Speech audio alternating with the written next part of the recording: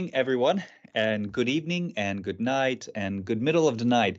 We are back with episode 177, almost 4.5, more closer to even maybe 5 years on the IBM Qiskit Quantum Seminar series, which is now just the IBM Quantum Seminar.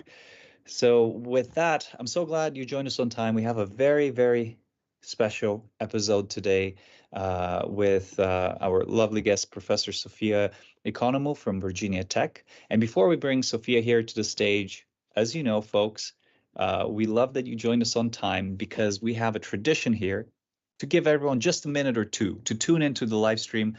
And meanwhile, to get your fingers fired up in the chat.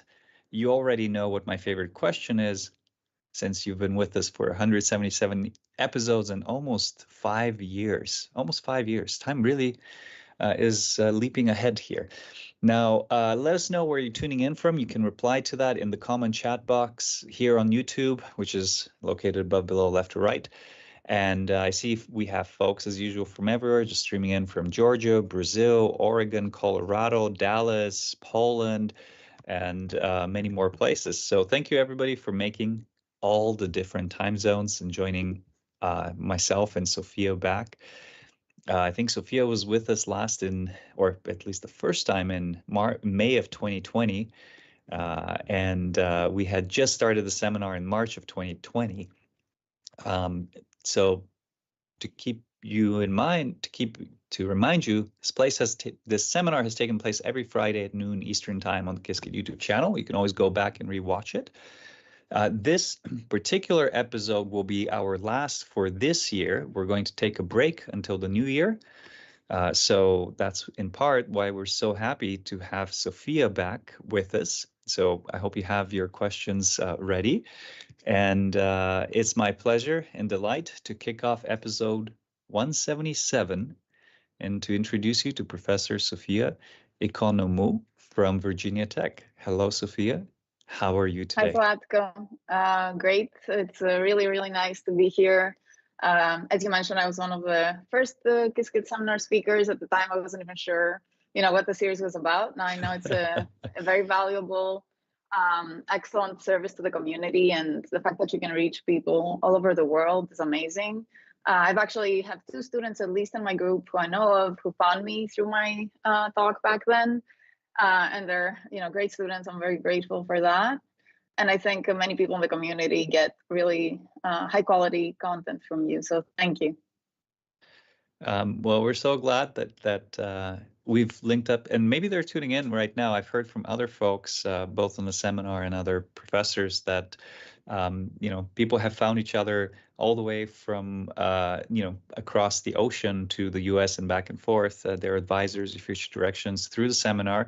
So we apologize to everybody for taking a break. We hope we'll be back at the beginning of the year and keep that community and connection growing. Also, we should acknowledge Paul Searle here, who's been with us pretty much, I think, since the very, very beginning.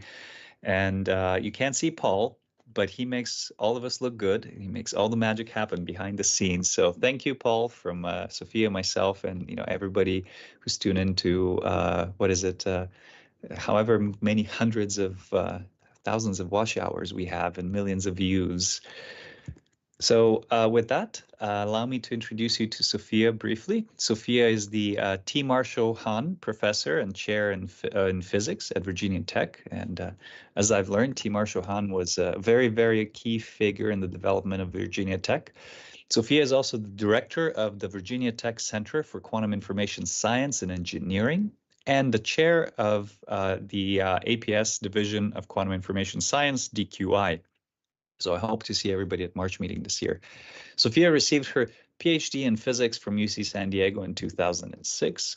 Sophia went on to the Naval Research Laboratory before starting at Virginia Tech. And among many awards, Sophia has been named a Fellow of the American Physics Society. So with that, Sophia, the screen is yours to share, and the stage is yours. And folks, as Sophia goes through her presentation, feel free to ask questions, and I'll try to bring them up to Sophia as soon as possible. Great. Thank you, Zlatko. So yeah, it's a great pleasure to be here. Again, I was one of the first Qiskit seminar speakers, and it's kind of bittersweet to be one of the last, at least for now. I'm very happy that the series will start again in the new year. So I debated a little bit about what to talk about today. Zlatko is great in not dictating that and giving speakers the option to talk about what they're excited about. So there's several things we're working on in my group, and I'm interested actually and very excited about all of them. So we work on quantum computing. We do theoretical research. A lot of our research spans topics that are close to experiment. We're looking at a lot of quantum control. We care about the physics of the hardware. We also do more abstract things with quantum algorithms, quantum networks, and sort of the area in between. So last time I talked about quantum algorithms, quantum simulation, and maybe it would have been natural to talk about something else today, but because we've gone so far along this direction, I thought it's maybe a nice way to revisit this topic and kind of show you where we are now with this and what is the state of the art from our point of view and where we are heading to. So I will focus on quantum simulation for this talk. We have worked on other aspects of quantum algorithms. And the reason we, of course, want to simulate quantum mechanics is that we want to theoretically model physics and chemistry of various processes, naturally occurring or human-made, and discover new materials, understand properties of materials we already have, improve technological sort of aspects of materials and chemistry. So there's a lot of fundamental motivation for wanting to do this, as well as technological. So by the way, can you see my pointer, Zlatko? Or should I switch to the laser? Try again moving it. Okay, I'm moving it now. Probably you cannot see it. Yeah, I don't see it, so we could try the laser. Okay. We're trying out a new system. Oh, there it is. Now I see it. Okay, great. All right, thank you.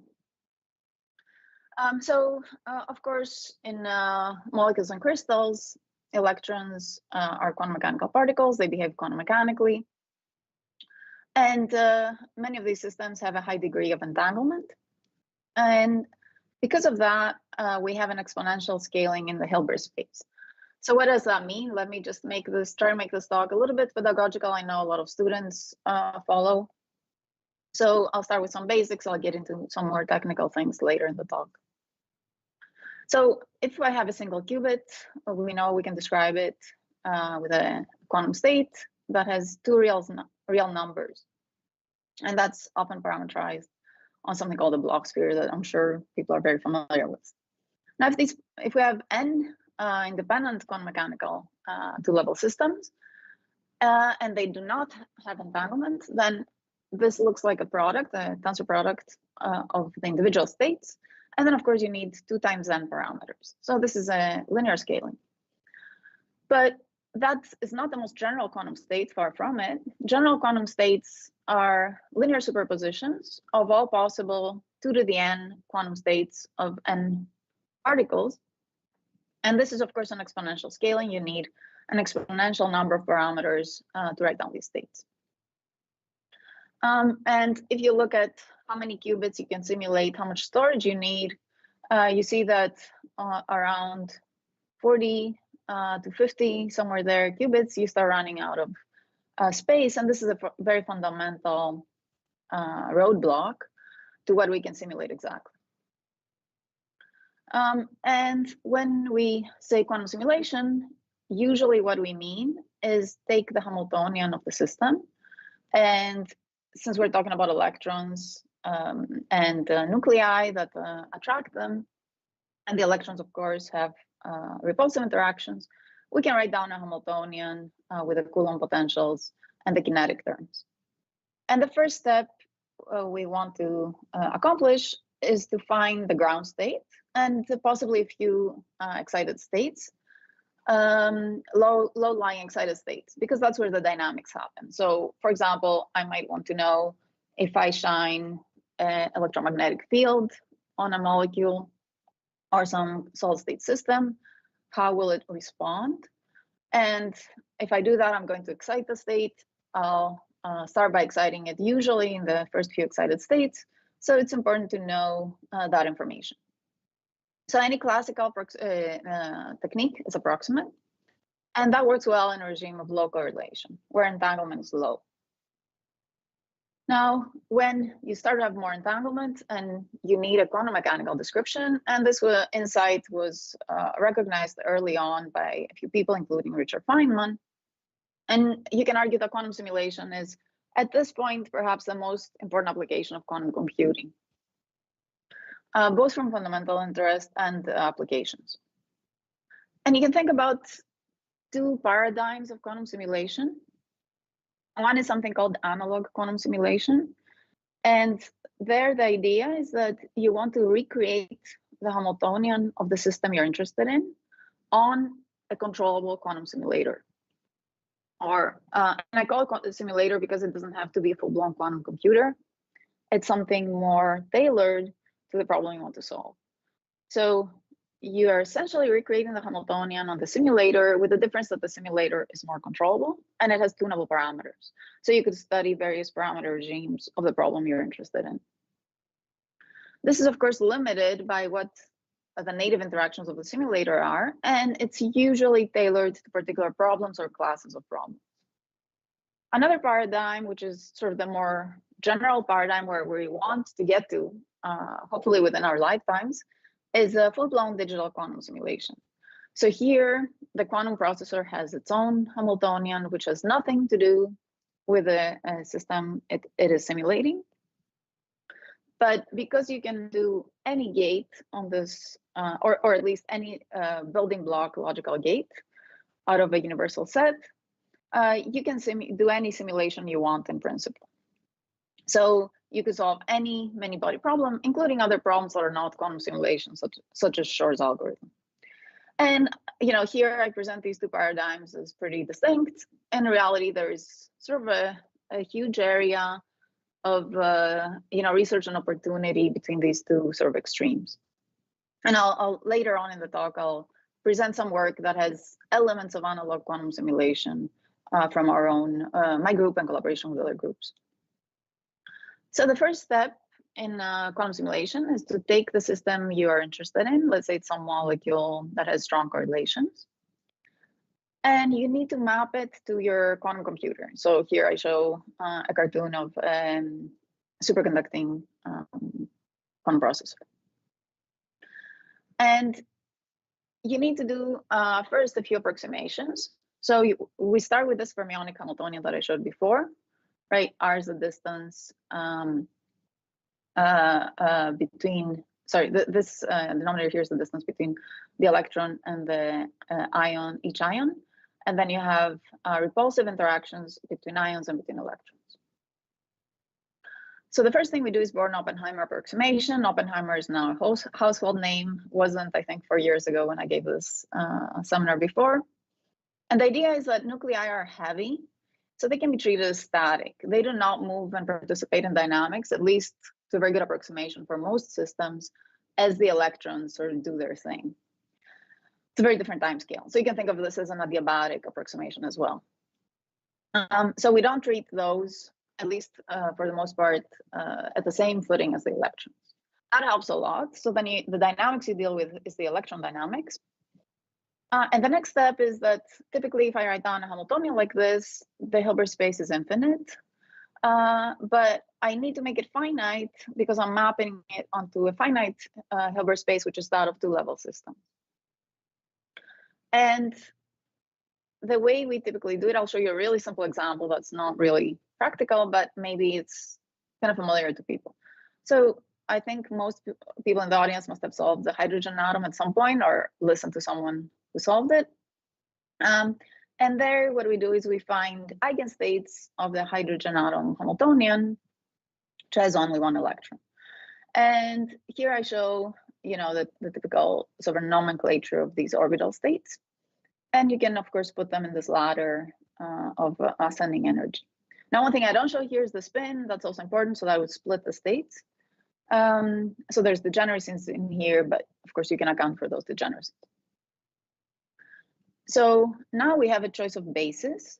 And what we can do is we can go and rewrite our Hamiltonian And again, the hydrogen atom is just a familiar example. It's not relevant to what I'll talk about. You need, of course, to find a good basis, starting basis for the problem you're solving. And typically, you're, of course, going to have more than one electron, so otherwise the problem is not very interesting. So typically, we have some sort of the analog molecular states to these as our basis. Once I pick my basis, I can re-express the Hamiltonian now in this so-called second quantized form, where I have some numbers shown by these H's. And the first term represents kinetic and the second Coulomb terms. So this is a single particle term, the first one, and two particle term is the second one.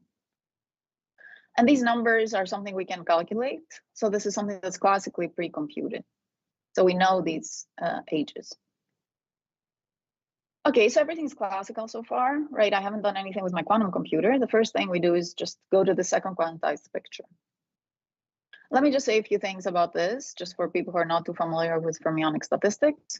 We need to obey Pauli principle, which says that I need my wave function to be antisymmetric under exchange of two electrons. Another equivalent way to think about it is that each spin orbital can be occupied by at most one electron. Here you can see two electrons in this cartoon, which are given by these circles, because I have not accounted for the spin degree freedom. So this is two spin orbitals shown as one. So what these operators do is they destroy and create excitations. So in this example, where I start counting from 1 to 3 energy levels, etc., A3 destroys an electron in state 3. You can see it's gone here. And I'm assuming 3 also carries the spin, let's say spin up. And A5 creates an electron in state 5. So you see what this operator does is it takes the electron from state 3, it puts it in state 5. And then essentially what second quantization does is take, a wave function that looks like this, where you have some explicit position dependence. And since I've already picked the basis, I have this convention that if I write down zeros and ones, what I mean by that is a state occupied or unoccupied? An orbital, spin orbital, is it occupied or unoccupied? So this way, just by going to second quantization, still classically, I have created a description that is binary. And that's, of course, nice because, computers and quantum computers rely on bits and qubits. So now I can use this form to map my problem. So what I'm going to do is I'm going to map the k spin orbital to the kth qubits. And of course, the counting is arbitrary. But we're not quite done, right? There's one thing we still need to worry about, which is this Pauli exclusion principle. This wave function on the left-hand side, you see it's explicitly antisymmetrized. If I switch index 2 and 4, I'm going to get a minus sign. But that's not true on the right-hand side. So we need to worry about this. And the way this appears at the operator level, right, these creation annihilation operators, is through these anti-commutation relations. So this is like a commutator, but with a plus sign. So for example, if I apply a creation operator A3, I can re-express this by, acting on this vacuum state or this all zero state with these operators. Then I move operators around. I pick up minus signs that come from this equation over here. And then I get this minus sign shown here. So I have to be careful when I map things to qubits to make sure they carry this property. Qubits are distinguishable. I always caveat that by saying matter qubits are distinguishable. And even that might need to be caveated because sometimes we have electrons and quantum dots that we slosh around. So let's say superconducting qubits are distinguishable, just to make this a very precise statement. So I need to somehow do something extra to make sure that I carry over this indistinguishability property. So this property, fermionic property, I map it at the operator level. What does that mean? So we already said that we recognize this binary nature of the second quantization, and we map state 0 to an unoccupied spin orbital, and state 1 of a qubit to an occupied orbital. But then I also need to map the creation annihilation operators to qubit operators. So if I just cared about turning 0 into 1 and 1 to 0, I would just have these Pauli operators combination shown here that would kind of raise and lower me. But that's not, everything I want. I also want to satisfy the anti-commutation relations. So what I do for that is I have these Z strings. So this product here is meant to be a tensor product of all the qubits that are numbered with an index below the one I'm looking at. So you see, I here is bigger than J. And what this does is the XY part takes the qubit from 0 to 1 and vice versa. The Z part takes care of the minus signs. So it basically calculates the parity of the qubits that are before the qubit you are acting on. And it tells you, do I need a minus sign there or not? The upshot of this is that something that is very local in the fermionic description, right? This just as an index I for the given orbital, now becomes very non-local when I go to qubits. And it's exactly because of this reason, because I'm trying to map something that has this fermionic statistics built in to something that doesn't, right? It's distinguishable system. But we can now, we have a recipe to represent electronic states on a quantum computer. And I should say that this is not a unique way to do it. This is a nice review over here. I think it came after I gave my last seminar. So you can look at that and describes other mappings as well. All right, so what's next, right? We're far from done. All we have done is, okay, I have a way to map the problem so that I am obeying, I'm respecting the statistics of the electrons, but I haven't said anything about how to simulate yet, right? So for that, we need an algorithm. And there are many ways to do this. There are ways that we tend to call fault tolerant. What that means is that algorithms that need a fault tolerant quantum computer in order to run, which in turn means that they have a lot of gates, really deep circuits, way beyond what we can do right now. And we can only imagine running them when we have full-fledged quantum error-corrected quantum computer. There are other approaches we can take, and there's a little bit maybe in the community, separation between these two ways of doing things. I like to think about things more as uniting rather than separating. So I would say there are ideas to carry over from one to the other, and there's going to be a regime where we move from where we are now, where devices are still noisy, to when they are fully quantum error corrected.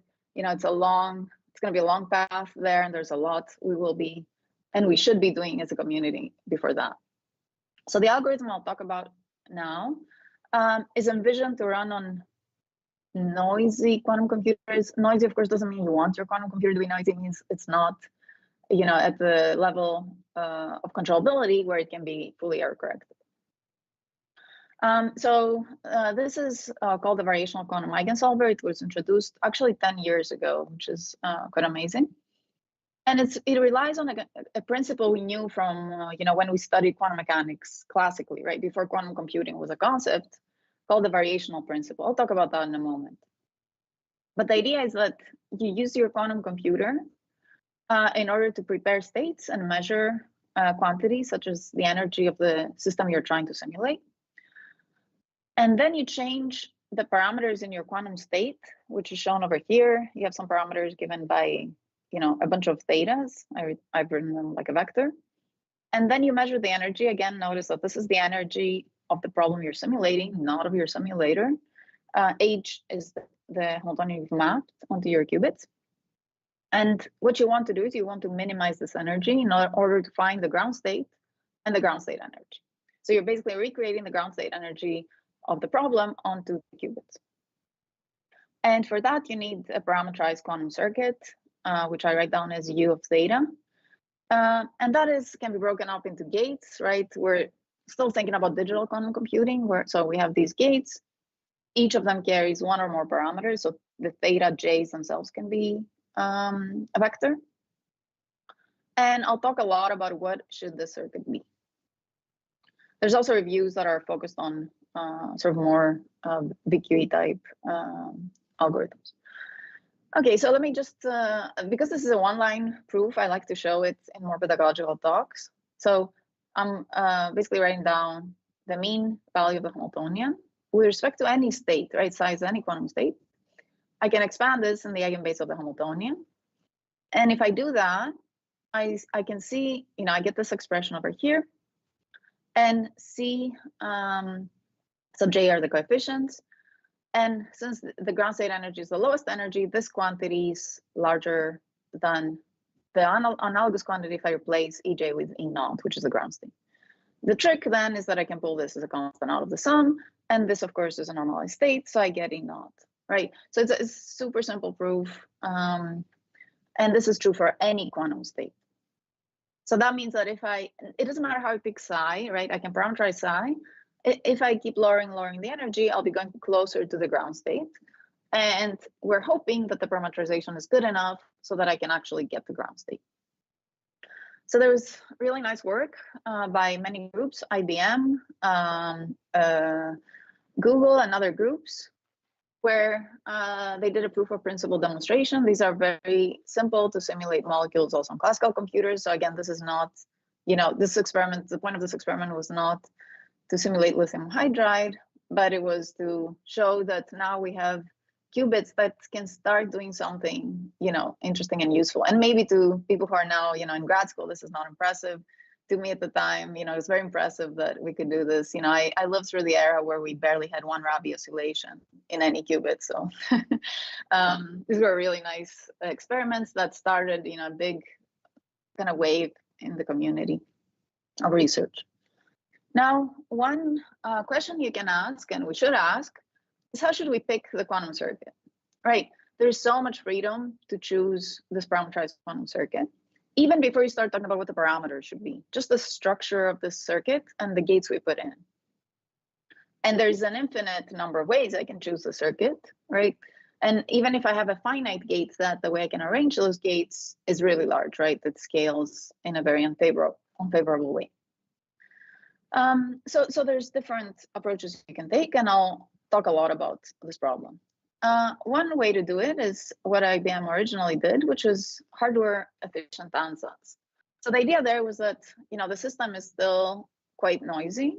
So we're gonna just do the best we can, meaning we'll put in the native interactions, parameterize the single qubit gates. And you layer this. So there's some entangling layer that's not parameterized, and there's single qubit gates that are parameterized. And the idea / hope is that this can be very expressive, especially if you add many layers. What's nice about this ansatz is that it's tailored to the platform, right, to the simulator. So it should be able to offer deep circuits, or as deep as possible. But there's also challenges associated with it. It's possibly too expressive, right? You're sampling too much of the Hilbert space. So it might be a decently deep ansatz, but it might not be, you might not have a reason to have such a deep ansatz, and it might be too expressive. So this means that it's not related to the problem. It's trying to be able to represent any quantum state. And it was shown soon after this, this first wave of papers, that these are difficult to optimize, these type of ansatz. And there's a lot of work in the community on this. And this has been known as barren plateaus, right? That's the optimization is difficult. So what this means is that the cost function has gradients that vanish exponentially as you increase the system size. And the reason for that is that your circuit is just too random. It has too much expressibility. And there's even a review on this problem in itself. One thing that I think now is understood by the community is that similar issues were actually faced in the classical machine learning world when people were optimizing neural networks. And the idea is that if you are clever about initializing and maybe building up your ansatz in a good way, as I'll show you, you can avoid this. Then another class of problems that have been sometimes called problem-aware ansatz, instead of using these very random type of circuits, they use information about the problem they're trying to simulate. And what's nice about that is that you can stay in a sector of the Hilbert space that carries the correct symmetries, or some of the correct symmetries. So then you're not sort of searching around the Hilbert space you know, more than you need to, or in a blind way. And it can avoid issues with optimization. So let's go back to our fermionic Hamiltonian and you know, these raising lowering operators. So what we can do is we can take terms from the Hamiltonian and use those as the operators we will put in the exponent in order to create gates that build our ansatz. And there is a particular, yeah, and I should note here that we still have to deal with these strings that are of order n, right, the size of the system. So one of the first such ansatz was something called UCCSD, unitary couple cluster, singles and doubles. Singles and doubles means it takes these two terms from the Hamiltonian, the single and the double term. A very closely related one is the variational Hamiltonian ansatz. So I'd say it's more or less the same thing. This was UCCSDs from the chemistry community, VHAs from the physics community, but it's more or less the same thing. So the advantage of this is that it incorporates symmetries. The disadvantage is that it can lead in very long circuits because, as I noted in the previous slide, you have these you know, operators that touch many qubits and translate to a many qubit gate, even to do, you know, one operation. So then this becomes unrealistic. All the experiments, very nice experiments that used it, stopped, you know, at a very shallow order, and they could still do it because these were simple problems to solve. So this leads to impractically long circuits and too many CNOTs. There's also issues with how you trotterize, but it's maybe too technical for this talk. I'll just leave a reference to our work on that. Another thing I wanted to note before I go on is that the initial state in these physically or chemistry inspired ansatz is something that you've solved approximately classically, and it's the mean field solution, also known as Hartree-Fock. So this is a good starting point. It's the best unentangled state, meaning the unentangled state that lowers the energy the most. And typically we start from this when we use these physically inspired ansatz. All right, so you know, hopefully it's clear that the ansatz, the quantum circuit that creates the state you want to variationally optimize, is crucially important, and the desire, what we would like it to, the properties we would like it to have, is to be short, because our coherence time is still not great, our gates have errors.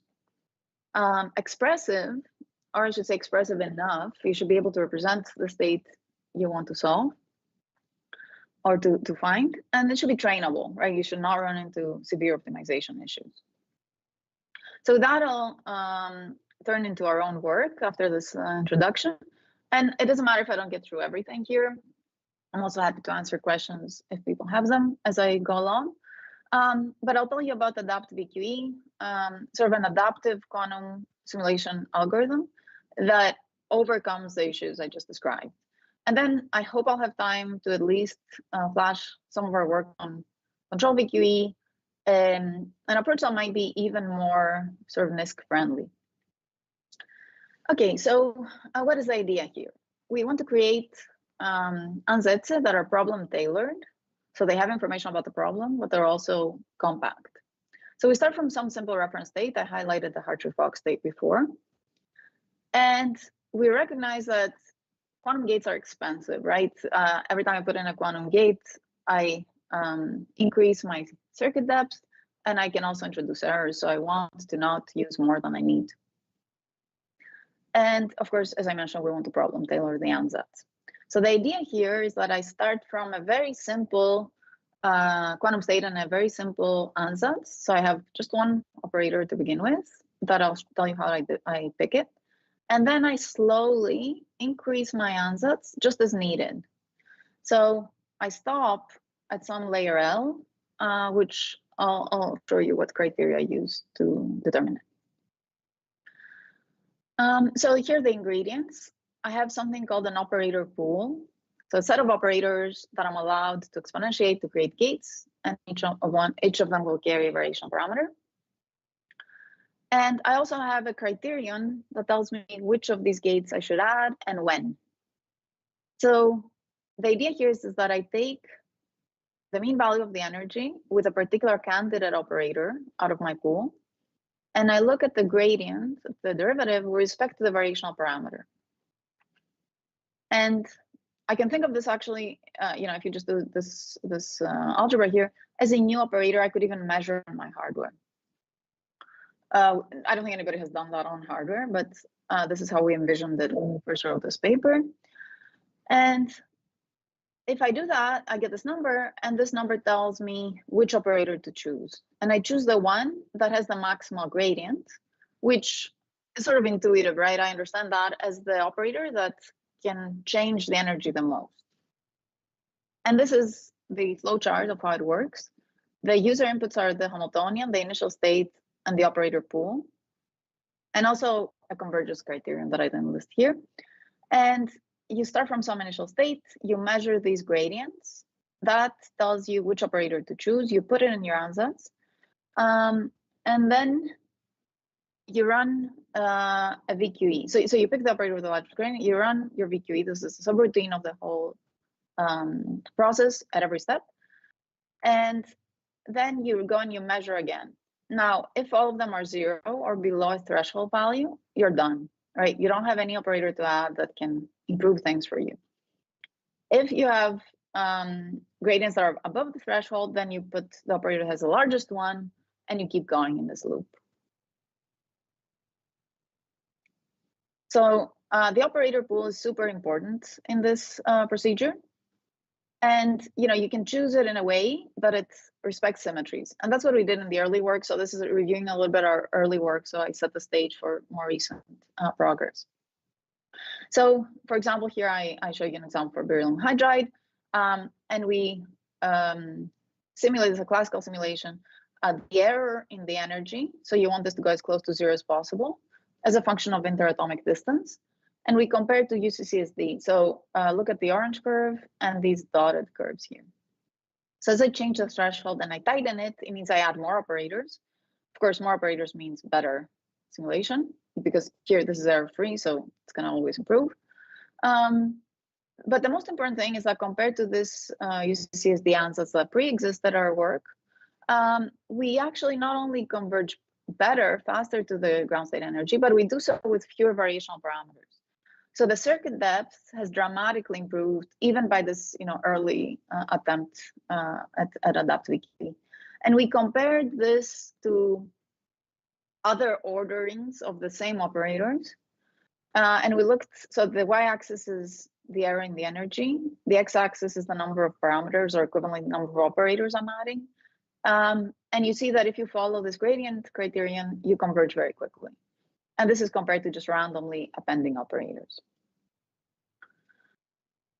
So let me just make a note about problem-tailored versus problem-aware. So UCCSD is a problem-aware ansatz, right? It uses terms from Hamiltonian. It respects symmetries. But it's the same across the dissociation curve. So the dissociation curve has parts of it, as you pull atoms apart, that are more or less correlated. So you shouldn't have to need the same amount of quantum resources to simulate 2 different points on this curve. And ADAPT-VQE actually chooses different ansatz and only uses more operators when you have more correlations and you need those operators. Now you can ask, what about trainability? Don't look at the scary plot yet. I'm going to walk you through it. The problem here that you could think about is that because you produce compact ansatz, short circuits, the landscape might be kind of ugly, right? And what does that mean? My ADAPT algorithm creates a structure of an ansatz, and then I optimize it gradually, and I re-optimize all the parameters. So as I go along this procedure, so the x-axis is growing my ansatz. So I'm adding operators and I'm adding parameters. And if you take a slice here for a fixed number of parameters, I have a particular ansatz. So I can take this ansatz and I can optimize it by setting initial values that I can just scan and see how well can I optimize this ansatz. That's what we're doing here. So if you just pick random initial parameters, the optimization is pretty horrible, right? You have all these traps. But that's not what we do. What we do is something called recycled initialization, which means that we use the previously optimized parameters and we build on that. And then we may not always be at the absolute best minimum, but we are at a pretty good local minimum. So the best initialization is the blue curve. So all this ugly landscape, I can just ignore because my algorithm never goes there. So we believe that by design, ADAPT avoids issues associated with trainability, and thus is resistant to barren plateaus. And I already mentioned this. So I mentioned the distinction between problem tailored, problem aware. I also want to make a distinction between expressivity potential. This is a term actually we have coined, I think, and expressive circuits. So I told you the criticism of random circuits or these hardware efficient ansatz is that they're too random, they're too expressive. So the optimization is difficult, which is true. The ADAPT algorithm creates different ansatz for different problems. So the ansatz as a collection are very expressive, but each one on its own is not. So you don't have this generic problem with the circuits that are too expressive.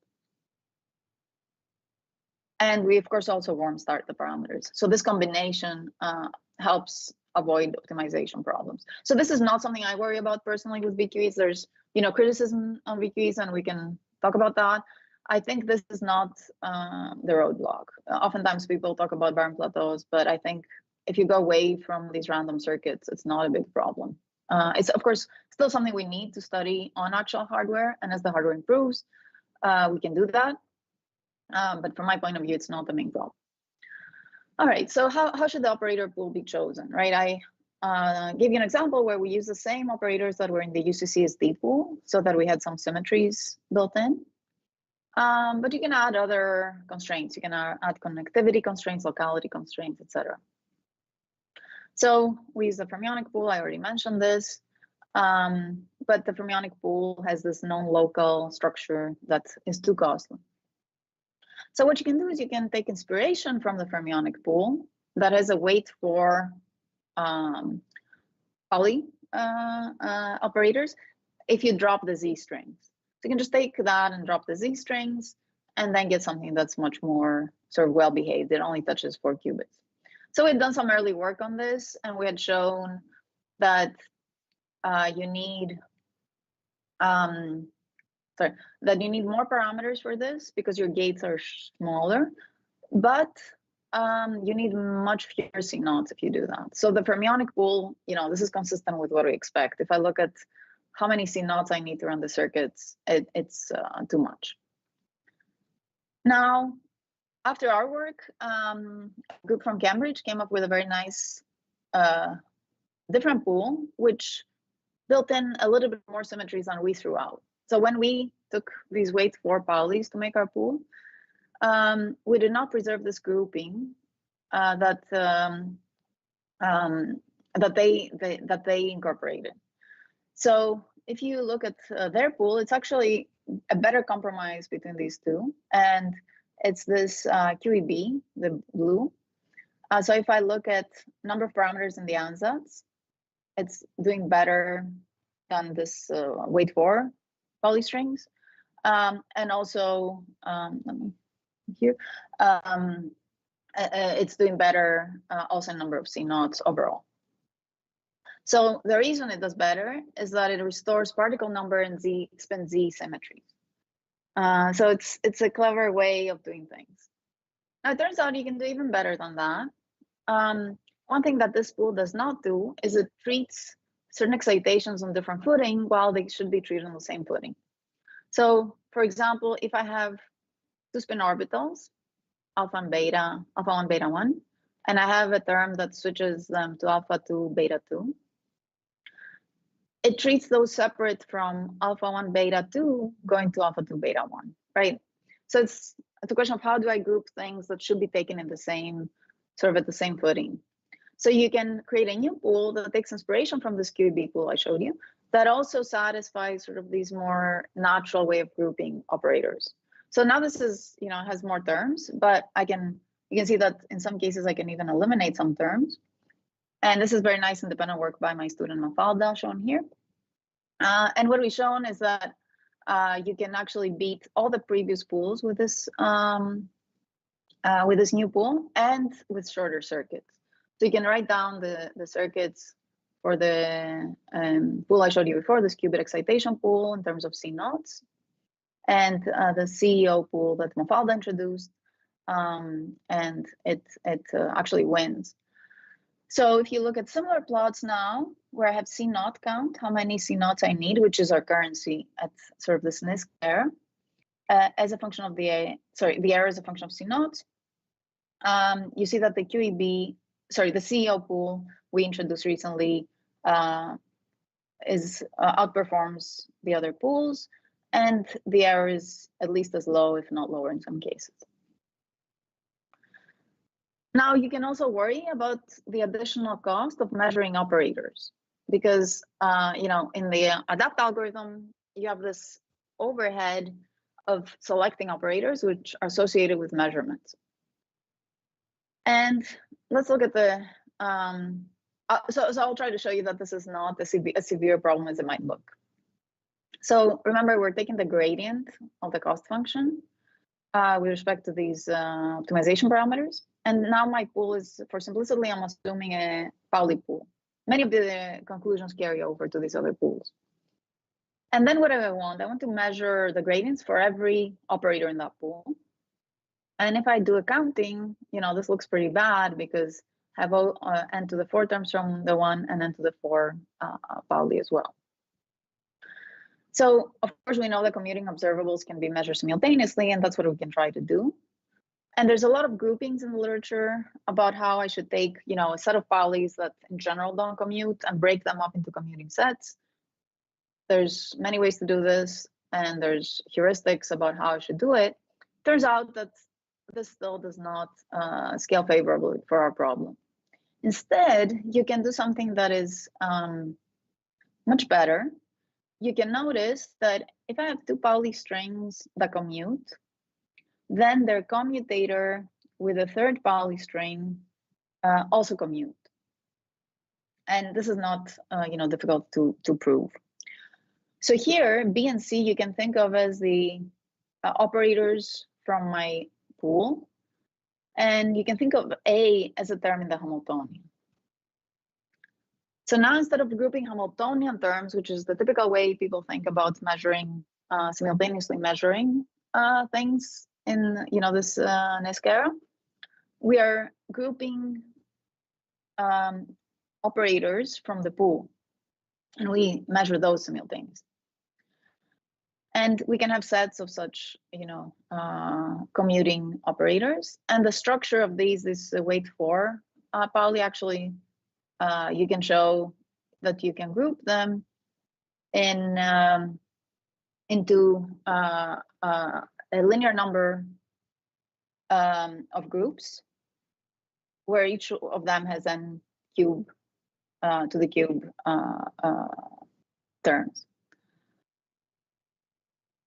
So this means another kind of nice thing coming out of this is that because you're measuring every pool operator, which doesn't carry any coefficient, simultaneously with the same terms from the Hamiltonian, the weight is the same. That the observables have the same factors in front, so that leads to lower shot noise. So this means that now I have a linear scaling associated with this, how many such sets I have, as an overhead to the VQE, rather than these into the 8th terms. And it turns out that these fancier pools that I described can also be treated this way. So this approach carries over. It's easier to see for Paulis. All right, now one more thing you could worry about is that your circuits are still too deep, right? And if you look at them, let's assume I have these weight 4 Pauli operators, and I'm assuming sort of long range gates here. So in reality, this would have to be compiled down, but let's not worry about that yet. You can worry about, can I optimize this further? Because I have a lot of gaps over here, and my circuit is maybe too deep, and I leave qubits that are not touched a lot. So what we can do is we can do this Tetris approach, which is put in operators that cover as many qubits as possible. And for many platforms, including superconducting qubits, leaving qubits to idle is bad. So this kind of also could address that issue with the noise.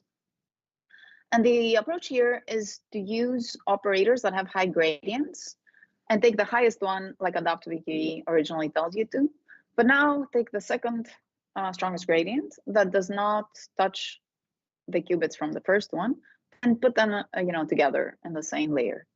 So that way you make your circuit much more compact because you've packed more gates.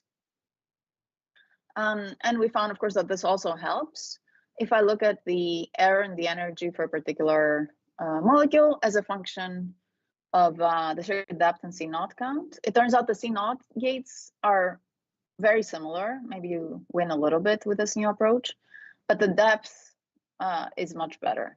It reduces a lot. So you start, dealing with this problem of coherence times and not using necessarily too much coherence time. And we also showed that the trainability advantages we had with ADAPT carry over. So, these are very similar curves like I showed you before. The optimization landscape is actually not great, but it doesn't matter because we always stay in this local/global minimum. Now we can do one more thing. In ADAPT-VQE, we perform this optimization, and every time we warm start our parameters, right? We start from the previously optimized values. So there's one step in these algorithms, optimization algorithms, that involves the Hessian matrix, which is the derivative with respect to two different parameters. It's a matrix of those. And this is something that these BFGS algorithms have built in. So what we have been doing, and everybody in the community had been doing, was to throw away this Hessian information every time you run the optimization again. What Mafalda realized is that I can actually use that information because I'm warm starting my parameters. I've already done that optimization, so I can also warm start my Hessian. And if I do that, I actually save a lot in function evaluations, because throwing out this information just led me to rediscover, the optimization I've already done, essentially. So we also have a large gain from there in how many times I need to evaluate my cost function. And it turns out that the ansatz you come up with is identical to the one that you would have found if you just did it blindly without, using this trick. And the total number of energy evaluations here has decreased by up to 90%. So this is a very, very big gain for, reasonably sized molecules that we can still simulate on our classical computers. So if we put now everything together, all these advantages I described, right? The new pool that performs better than the others, the Hessian recycling, and also grouping terms in measuring them. We can do, again, a resource count and look at how many C0s I have in my ansatz and what error that leads to. And also the number of measurements. And the shaded area here, I forgot to say before, is something called chemical accuracy, which means is when you start hitting that area is where you consider your error to be low enough, and you can basically call that a good solution. So you see that you need strictly fewer C0s for this, and we call this CEO ADAPT-VQE star. Star means I just put all these improvements from us and other people into the algorithm. And now if I go and compare to UCCSD, you see that I just need a fraction of the C0s. And if you look, for example, at beryllium hydride, you see how greedy, how costly this UCCSD was, unnecessarily so, right? Needing more than 20,000 gates, whereas you could do this, with actually state of the art now on the order of 1,000 C0s. And then the number of measurements, sometimes it's better, sometimes it's worse, sometimes it's comparable. But, it's at this huge gain of gate depth. And I should say that the number of measurements is not affected as negatively because I'm stopping earlier. So I don't need to run a very deep circuit, which it takes a long time to optimize. So I gain a lot from that, right? So this is a huge reduction. It's part of what makes me optimistic about, continuing to pursue this. and see how far can we go, especially now that hardware is becoming so much better, starting to run some of these things on hardware. So I think I'll have to skip the periodic systems. So that we've also applied this to periodic Hamiltonians, which have their own features. The link is here to our paper, so I hope people can look at it. But I want to skip ahead to some remarks about VQEs and ADAPT-VQE, and then in the last few minutes quickly talk about pulse-based VQE. So the conclusion here is don't use random or generic circuits to solve problems that have symmetries like physics and chemistry. Adapt your ansatz, right, so that you can keep your circuits short and also avoid optimization issues.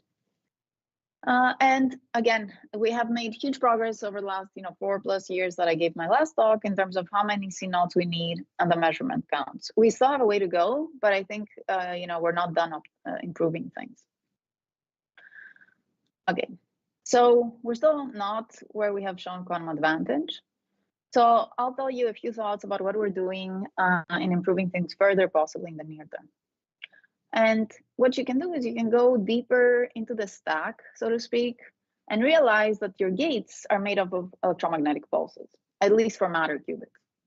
So instead of optimizing gates, which are digital approach that are kind of jumps in the Hilbert space, you can go to your pulse and optimize things in a more continuous way. So we're all very familiar with the Schrödinger equation. We've been talking about it explicitly and implicitly over the last hour. But there's a more fundamental version, which is a time-dependent Schrödinger equation, right? Which is a differential equation for the state, and it tells you how it evolves. Now you can also write it down for an evolution operator, shown over here, and then this evolution operator can propagate your state from, let's say, time 0 to time t. And that's what a quantum gate is really. It's the unitary that some Hamiltonian creates at some final time where your pulse goes away.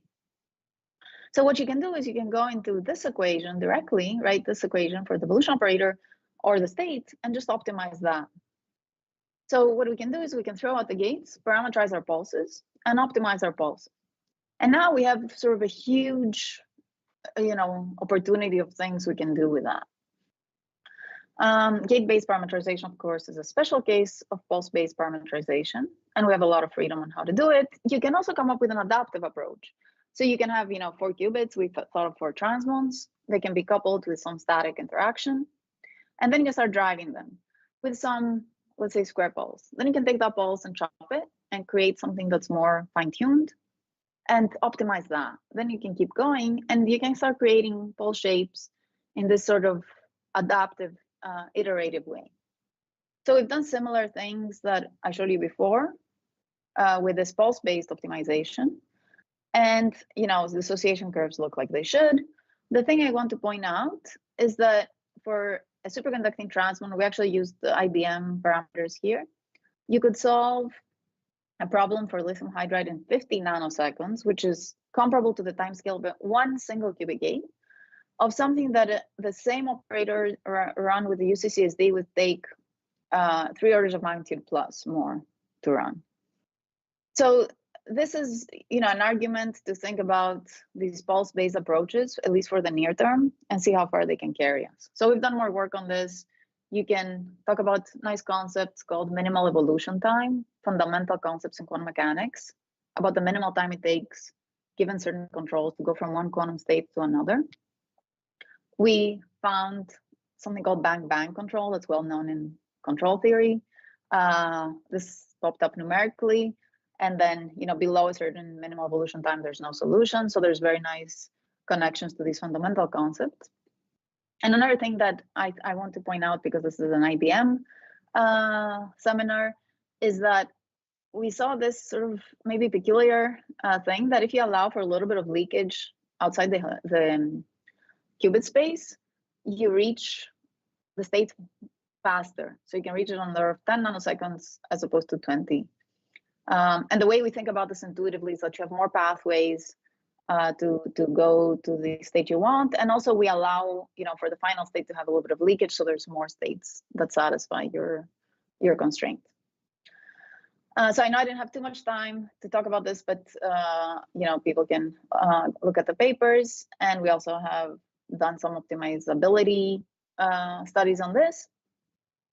And finally, I want to say that in addition to superconducting qubits, we've also simulated things for quantum dots. This is nice work, collaborative work with Chris Long and people from Cambridge. So I know I'm running out of time, so I'll put up my summary, and if there's any questions, I'm happy to take them. Thanks so much, Sophia, for the wonderful pedagogic intro and sort of branching, the tree branching of many results and ideas and connections at the end that all kind of stem from that.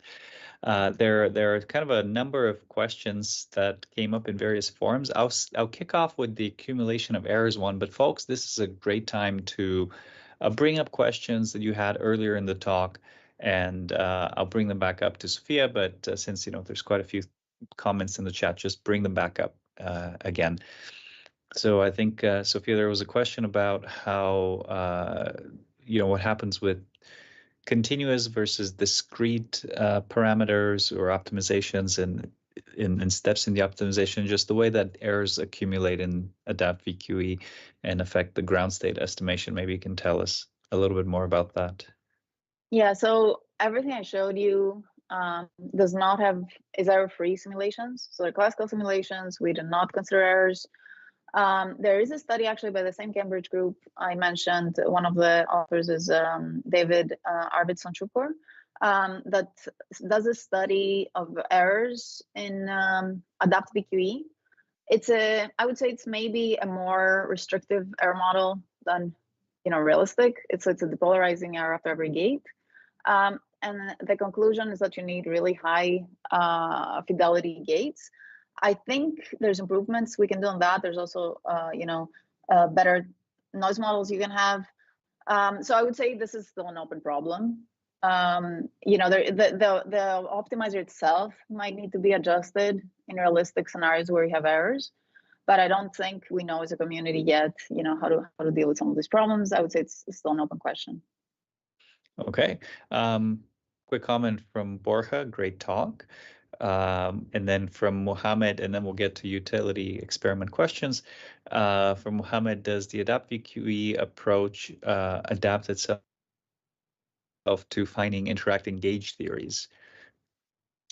So we have there's some work with kind of more high energy type problems from us and others. I think I had some references here. I didn't have time to talk about them. So you can apply it to problems outside chemistry, and you can apply it to relativistic problems. You can apply it to high energy problems. To my knowledge, the ones that exist in the literature are some simulations of the Schwinger model. This is by Martin Savage group. It's very nice because it also was run in. This is on IBM hardware of more than 100 qubits. So they used ADAPT-VQE for small instances, and then they ran it for larger systems, and they found an ansatz classically that way, that they scale, they can extrapolate it out and run it on hardware. We've also done some follow-up work on that, on the same model, where we also use some classical simulation in the beginning to improve the starting point. I think that's maybe the closest, but there's a lot of room to work on, more sort of high energy flavored problems. Yeah, that's a really good reference and perfect segue to the next question, which is about ADAPT-VQE and sort of the things one should think about, can worry about, the pinch points, and also the advantages of now running it on today's noisy quantum hardware and really trying to do so at the 100 qubit utility scale level. Mm-hmm. Yeah, I think that's it's a very important to do, and one thing I would like to understand better is how do the ansatz that you would create by actually using a quantum processor compare in performance and how they look to the ones you would calculate classically and then run on a quantum computer. I think that's a very interesting question. Maybe there's advantages in doing it directly on the hardware. Maybe there's noise bias effects you can exploit. I think, again, I don't have a good answer, but I have maybe good questions to ask at this point. But this is something I'm very interested in, and I think I think before doing this actually on hardware that performed pretty well, starting to push the quantum error correction threshold, but not being exactly there, will be, very illuminating and interesting time for these sort of NISQ algorithms. Mm-hmm.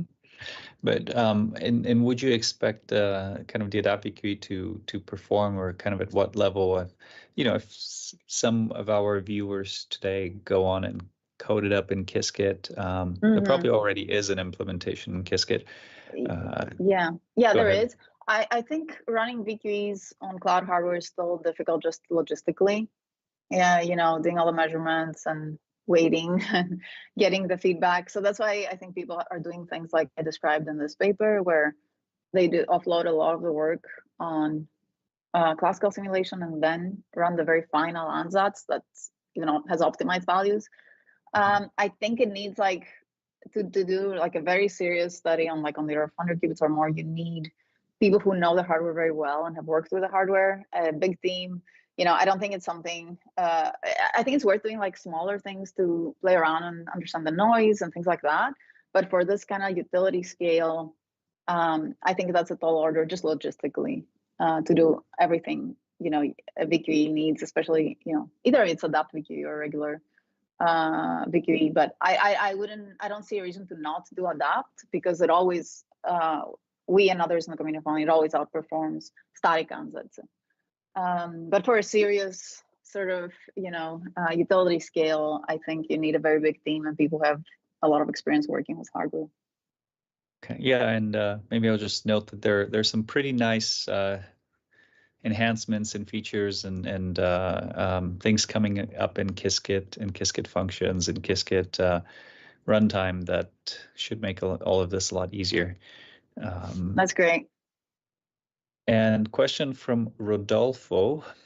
Could you please comment on the Hi, thank you, very nice talk. Could you please comment on the convergence and complexity properties of control VQE, and in your experiments, and how it compares to ADAPT-VQE?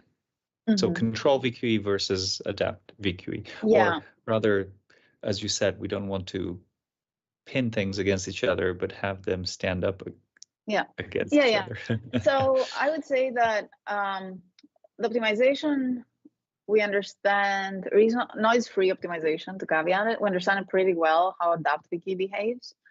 We are very early in the control VQE kind of approach. We started doing it, so this is nice work by Kyle Sherbert, a postdoc in my group, and Hisham Omer. Hisham is actually one of the people who found me through my previous Qiskit talk. So here they looked at parameterizing the poles in two different ways.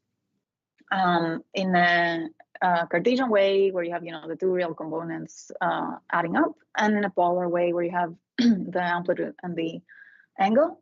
And they found that you need a different number of iterations if you do it one way versus the other.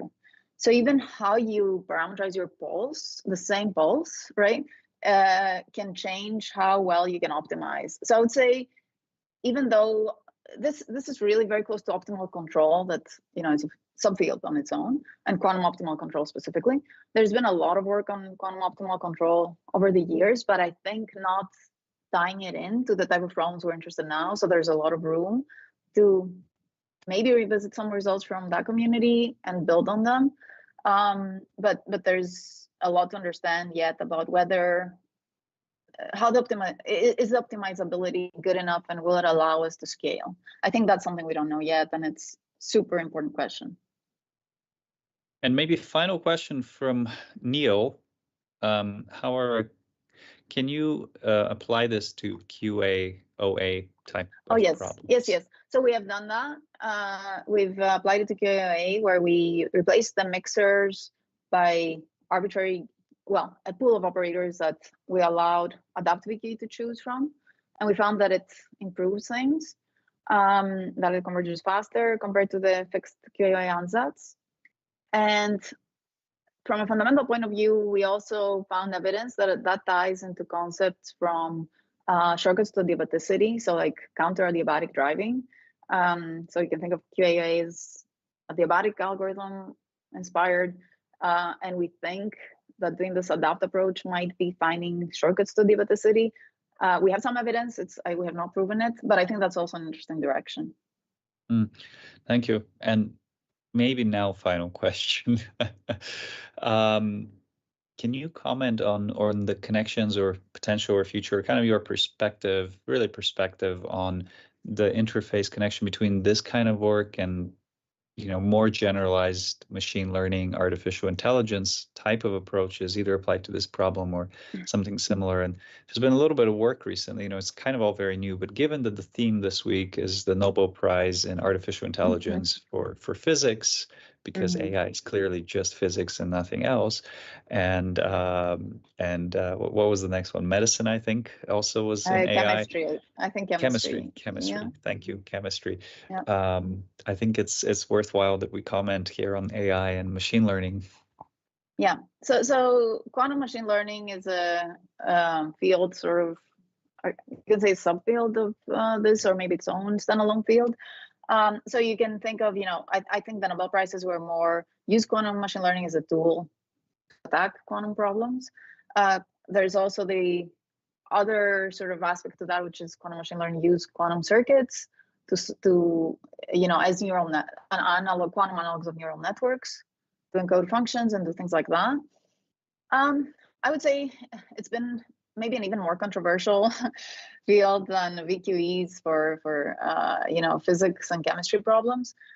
There have been results that show that, you know, it's not, it might not be a reasonable thing to do for classical problems, but a good thing to do for quantum problems and quantum data.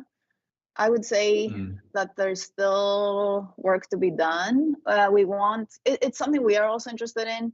And we actually have, recently we got a grant to study some problems, including a little bit of machine learning, which we have not done before. And should also mention we have postdoc positions open, and, you know, not just in my group, but also my collaborators. But I would say maybe some of these approaches are worth you know, revisiting QML, but maybe with a grain of salt and with you know, caution and understanding sort of the criticism in the literature that has arisen. So that would be quantum for AI. What about AI for quantum? Yeah, so I think that's very valuable, you know, using various AI tools to even optimize problems in quantum control, right? Tying to control VQE and other more general quantum control problems. There's been a lot of use of that, solving many body, you know, helping solve many body problems. I think there's a lot of opportunity there. It's not a quantum computing maybe problem per se, maybe it can help quantum computing in some way in quantum simulation. But yeah, I think that's, you know, for sure there's utility and use in that. Okay. Well, Sophia, thank you for the wonderful talk. And I see Arpit is here as well, and many other familiar faces. And of course, Ed. So thank you for coming back to us almost 5 years, you know, 4.5, 5 years later, for helping kick off the seminar series and closing out year 4.5. I guess any final words that you'd like to share with us? No, I just want to show you, you know, our nice campus and the nice new space that we actually just moved in yesterday in this building. Yes, and our very vibrant center. And to thank you again, Zlatko, both for hosting me, having me today, and also for the service you do to the community with this excellent seminar series. Thank you so much. Well, we'd love to, we're looking forward to it, and we'd love to see all of you folks back in the new year. For now, we're going to take a break until the year. We're going to end it here with episode 177 of the seminar series, and with an excellent talk by Sophia. You can always go back and rewatch these on YouTube. They'll stay posted. But folks, it has been wonderful, and please do leave your comments in the chat below. And with that, thank you so much for being the best, and see you in the new year.